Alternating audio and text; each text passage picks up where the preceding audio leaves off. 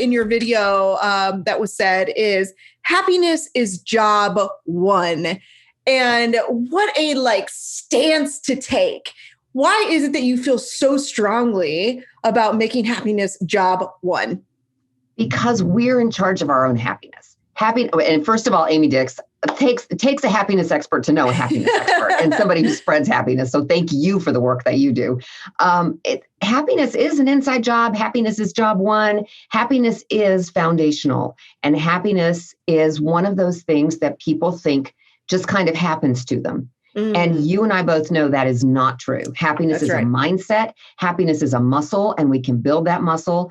Happiness is job one came about when I read the longitudinal study that Harvard University has been doing for almost 8 decades. When I was reading the results in that's like, oh my gosh, that seriously is the truth. Happier people achieve more goals. Happier people are successful. They're not happier because they've had success. They are successful because they are happier.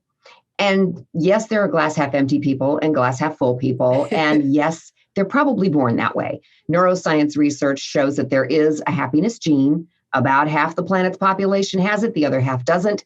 No worries. There are tools you can use to make yourself happier. And I teach those in the Happiness is Job One program. So, yeah. Love it. And I think, not enough people know that little stat about the negativity bias factor and, just how for the majority of people, you say half, the majority of people are born to be negative people. We just are born that way, but you're right.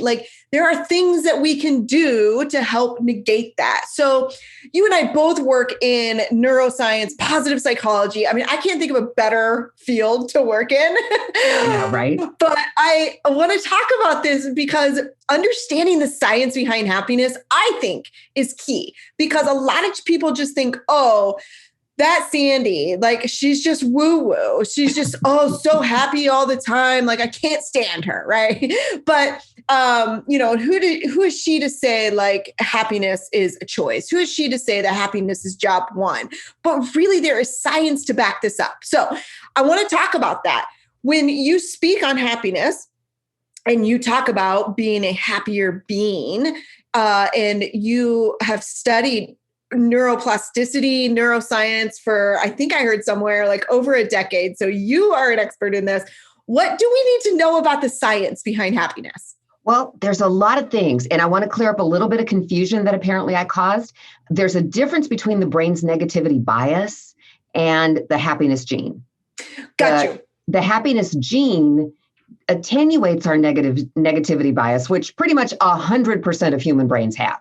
That's how we survived as a species. Caveman and cavewoman going for a cave walk would not have lived to make cave babies if they weren't scared of the saber-toothed tiger. And so a twig snapping would send them up a tree. That's how we're here. We have a negativity bias. We have this little tiny piece of our brain. It's actually 2 pieces. It's called the amygdala, and it's where our fear lives. It's where fight or flight lives, and it has about 1.5 seconds to 3 seconds, depending on the person, head start over our prefrontal lobe, which is where our sensibilities live, once they've finished developing in our middle to late 20s.